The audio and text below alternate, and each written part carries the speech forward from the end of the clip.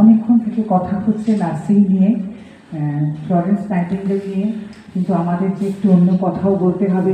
আর আমি পুরুষ অধিকার কর্মী, তাহলে তো অন্য কথা শুনতেও হবে।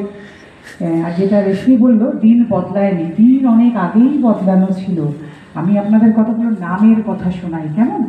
লুথার ক্রিসম্যান, জেমস ডেরহাম, সেন্ট ক্যামিলিউস ডি লিউস এবং এডওয়ার্ড লিয়েন, এরা কিন্তু বহু পুরনো নার্স, মেল নার্স, যাদের কথা আমরা কেউ বলি না, যাদের কথা আমরা কেউ জানি না, যারা বহু পুরনো নার্সিং প্রফেশনে ছিলেন, যাদের কথা আমরা কখনো ভাবিনি। নার্সিং প্রফেশনে বহু পুরুষ মানুষও আছেন। নার্সিং প্রফেশনটা একলাই ছেলেদের জন্য নয়।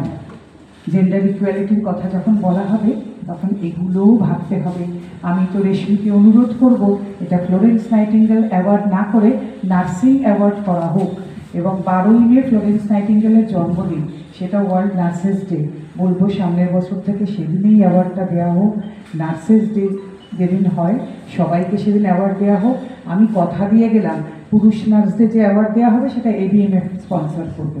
যেমন এখানে দাঁড়িয়ে আমি কথা দিয়ে গেলাম, কিন্তু পুরুষ মানুষকেও সম্মান দিতে হবে। নার্স হিসেবে তাদের কৃতিত্ব কিছু কম নয়। বহু বছর ধরে আজও বহু হসপিটালে, বহু জায়গায় নার্সরা রয়েছেন পুরুষ মানুষ। তারা যে সেবা করতে পারেন না, কথা কে বললো? আপনার বাবা কি আপনাদের জ্বরে রাতে জাগেননি?